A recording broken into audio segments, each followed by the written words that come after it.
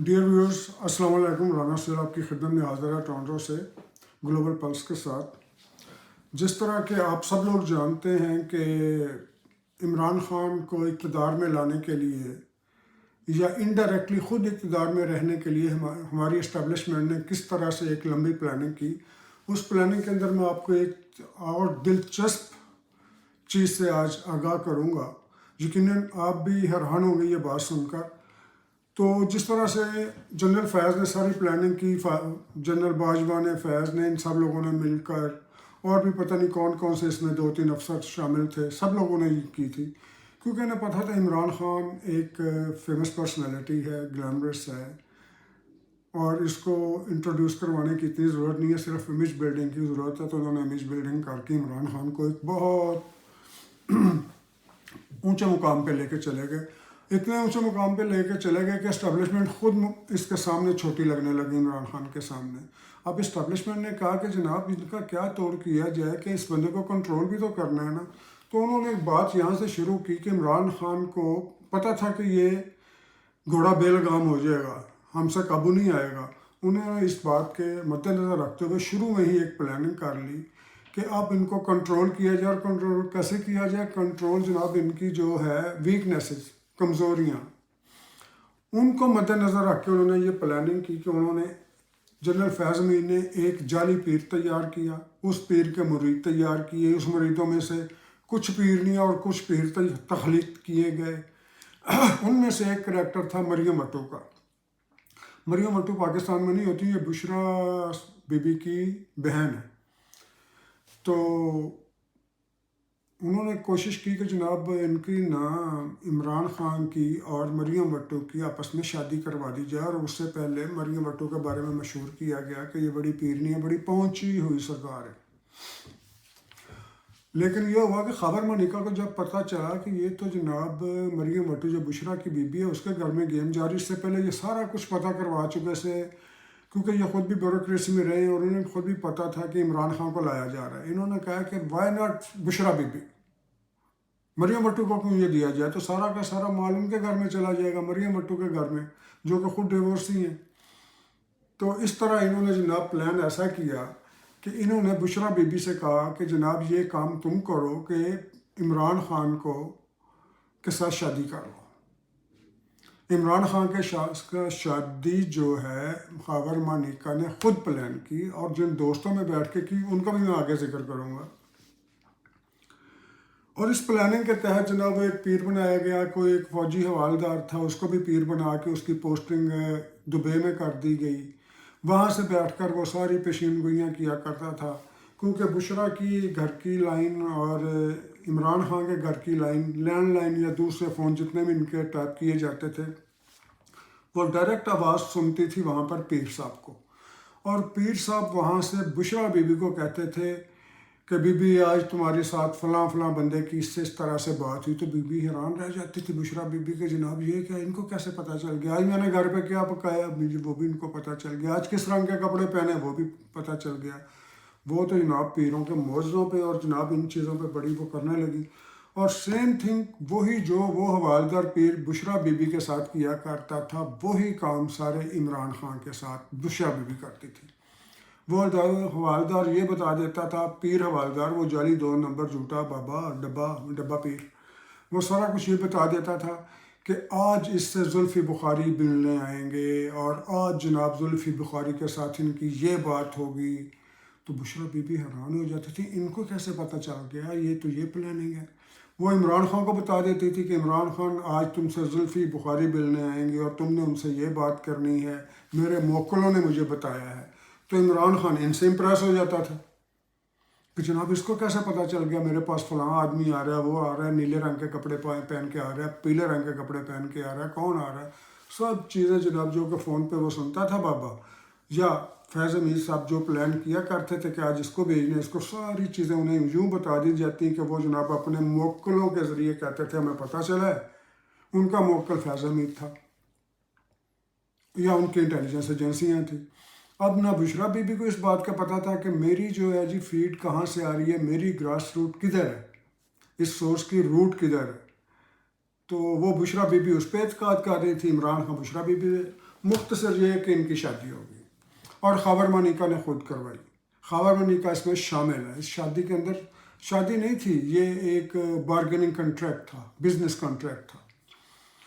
تو اب ہوا یہ کہ جناب بشرا بی بی کی عمر ہے کافی زیادہ، وہ نانی بھی بن چکی ہوئی ہیں اور عورت کی ماں بننے کی بھی ایک عمر ہوتی ہے. اب جو دلچسپ بات میں آپ کو بتانے لگا ہوں، جو ہمارے بڑے سینئر صحافی ہیں پاکستان کے، اور میری خوش قسمتی کہ میں ان کا کولیگ رہا ہوں، ستار خان. انہوں نے پچھلے دنوں ایک بات بریک کی ہے، سٹوری بریک کی، اور جو ستار خان کا سورس ہے نا جی، میں سمجھتا ہوں بہت اتھینٹک سورس ہوتا ہے ستار خان کا، کیونکہ ہم چونکہ کولیگ رہے ہیں، ہمیں پتہ ہے کہ کس کے سورسز کس طرح کے ہیں. تو ستار خان نے جو سٹوری بریک کی ہے، یہ بڑی دلچسپ سٹوری ہے. وہ کہہ رہے تھے جی اب جب پتہ چلا کہ بشرا بیگم کی شادی تو ہو گئی عمران خان کے ساتھ، اور اس شادی کے بعد وہ چاہتے تھے، خاور مانیکا بھی چاہتے تھے، بشرا بی بی بھی چاہتی تھی کہ اب عمران خان اور بشرا بیگم سے ایک اولاد پیدا ہو. اب آپ کو پتہ ہے کہ عورت کی ایک عمر ہوتی ہے بچے پیدا کرنے کے لیے، یہ خدائی نظام ہے. اور ویسے بایولوجیکلی اگر دیکھا جائے، میڈیکل کے طور پر، طبی طور پر بھی تو ایک عمر ہوتی ہے عورت کی بچوں کے لیے. تو اس میں کوئی ایسے آثار نہیں تھے کہ بشرا بی بی بچے پیدا کر سکے. اس کے لیے جناب بنی گالہ میں باقاعدہ حکیم بلائے گئے. ڈاکٹروں نے تو جواب دے ہی دیا تھا میڈیکلی، وہ تو ان باتوں پہ نہیں بلیو کرتے. حکیم بلائے گئے، حکیموں نے بھی اپنی دہاڑی لگائی کہ ہم یہ کر لیں گے، وہ کر لیں گے. پھر یہ ہوا کہ جب یہ امکانات پیدا ہوئے کہ حکیموں نے کہہ دیا کہ جناب یہ انشاءاللہ ان کے گھر میں 2 بچے پیدا ہوں گے، آپ فکر ہی نہ کریں. ان کو ان کا نذرانہ دے دیا بادشاہ سلامت نے، جو بھی نذرانہ دینا تھا، جو ان کو اشرفیاں دینی تھی وہ اشرفیاں دے دی گئیں ان حکیموں کو. جس طرح پرانی داستانوں میں سنا کرتے تھے کہ ایک بادشاہ نے یہ کیا وہ کیا. خیر انہیں کہہ دیا گیا جی کہ آپ کے گھر میں 2 بچے پیدا ہوں گے، پہلا بھی لڑکا ہوگا، دوسرا بھی لڑکا ہوگا.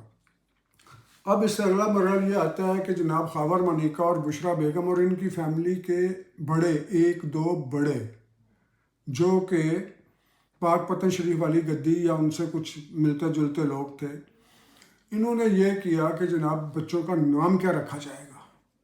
اب بچوں کے نام کے ذائچے ملانے شروع کر دیے گئے.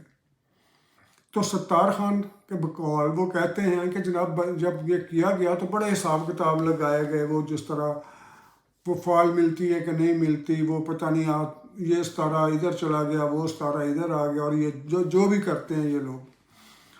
تو اس وقت 2 نام ہوئے جی. پہلا نام تھا جی، پہلے بیٹے کا نام رکھا جائے گا سعد نام رکھا جائے گا، اور دوسرے بچے کا نام رکھا جائے گا فہد. اس سے اگلی پلاننگ سنیے. اگر بچہ نہیں ہوا تو بیٹی ہوئی تو انہوں نے کہا جی بیٹی کا پھر اس وقت کے حساب سے کوئی بھی نام رکھ لیں گے، لیکن سب سے پہلی بات ہے کہ سعد جو ہے، سعد کو ہم روحانی اور مذہبی لائن پہ لے جائیں گے تاکہ وہ روحانی لوگوں کو ڈیل کریں. وہ بابا فرید گنج شکر جو پاک پتن شریف والے ہیں، وہ ان کے مزار کی دیکھ بھال کریں، اور اس طرح بہت بڑی سوسائٹی کا ایک ہمارے پورے پاکستان کا بہت سا ایک حصہ پیروں مریدوں والا وہ ان کے ساتھ چلے گا. پھر اس کے بعد جب فہد ہوں گے تو فہد کو ہم پالیٹکس میں لے کے آئیں گے، ان کی بچپن سے امیج بلڈنگ کر دیں گے. سعد کی امیج بلڈنگ ایسی ہوگی کہ بڑی پہنچی ہوئی سرکار ہے، جس کے سر پہ یہ بچہ ہاتھ رکھ دیتا ہے اس کو شفا ہو جاتی ہے، جس کو پھونک مار دیتا ہے اس کو جناب علی اس کی صدیوں پرانی مرض ختم ہو جاتی ہے. یہ بچہ جس پہ تھوک دیتا ہے اس بچے کی جناب فلانی بیماری ختم ہو جاتی ہے. کچھ اس طرح کے ان کی پلاننگز تھیں. اب فہد کے لیے انہوں نے یہ کیا کہ فہد کی ہم اسی طرح امیج بلڈنگ کریں گے جس طرح مذہبی طور پر اس کی کرنی ہے سعد کی، اور فہد کو پالیٹکس میں لے کے آئیں گے. شروع سے ہی جو ہے نا جی ہے اس طرح. آپ نے دیکھا ہوگا رائل فیملیز کے اندر وہ شروع میں کر لیتے ہیں کہ ہمارا یہ بچہ ڈیفینس میں جائے گا، ہمارا بچہ اس میں ٹرانسپورٹیشن میں جائے گا، اس میں جائے گا. رائل فیملی اپنی جڑیں پوری دنیا میں بچھانے کے لیے پہلے سے ہی فیصلہ کرتی ہے، ہمارے اتنے بچے ہوں گے، اتنی بچیاں ہوں گی، یہ بچیاں یہ کریں گی، یہ بچہ یہ کرے گا. تو اس طرح سے انہوں نے مانیکا صاحب نے پلاننگ کی، اور یہ پلاننگ بشرا بیبی کی بھی تھی، عمران خان کی بھی تھی کہ جناب یہ ہوگا. تو اس طرح سے ہم اقتدار میں 20-25 سال 30 سال تک بھی جا کے رہیں گے. اب اس سے آگے ہوتا یہ ہے کہ جناب خاور مانیکا صاحب اور بشرا بی بی کی ساری پلاننگ تو انہوں نے کر لی وہاں پر. اب پلاننگ اللہ کی بھی ایک اپنی پلاننگ ہوتی ہے. اوپر سے یہ ہوا کہ اس طرح کے کوئی آثار ہی نظر نہیں آئے کہ بشرا بی بی جو ہیں کہ وہ ماں بن سکیں. بشرا بی بی ماں نہیں بن سکی، عمران خان بشرا بی بی کے بچوں کے باپ نہیں بن سکے. اب منیکا صاحب کی ساری آج جو دور تک انہوں نے امیدیں لگائی ہوئی تھیں وہ امیدیں ہو گئیں ختم. اب منیکا صاحب نکلے باہر، انہوں نے کہا کہ میں نے تو ساری دنیا کی ضلالت بھی کھٹ لی اور اقتدار بھی میرے حصے میں نہیں آیا. اقتدار انہی کا تھا نا، یہی کہتے تھے وہ اس وقت جو بھی تھا، بشیر میمن کو کہتے تھے نا کہ ہماری حکومت ہے تو ہماری حکومت میں ہمارا کام ہی نہیں ہونا. تو بشیر میمن کا آپ کی حکومت کیسے؟ کہتا ہے میری بیوی جو ہے عمران خان کی بیوی ہے. تو بشیر میمن کے منہ سے آپ نے سن ہی لیا ہوگا اس طرح کا بے شرم بندہ یہ خاور منیکا. تو خاور منیکا کہ جب کہیں پہ کوئی دال نہیں گلی تو اس نے آ کے جناب علی شاہ زیب خان زادہ کو انٹرویو بھی دیا، اس نے پیٹیشن بھی کر دی.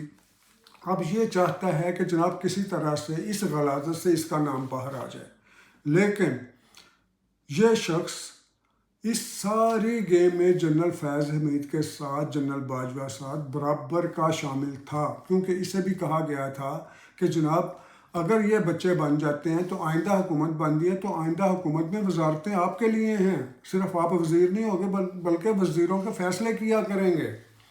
اب جب ان کے ہاتھ سے یہ ساری بات چلے گئی تو جناب خاور منیکا صاحب نے اپنی ہی بیوی کے جناب پر چاک کرنے شروع کر دیے.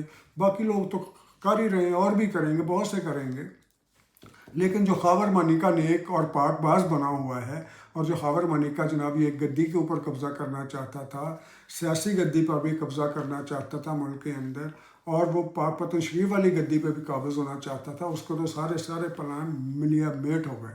تو وہ بیچارہ، مجھے تو لگتا ہے چند دنوں تک وہ پاگل ڈکلیئر کر دیا جائے گا اس بندے کو، جس طرح کی وہ باتیں کرنا شروع ہو گیا.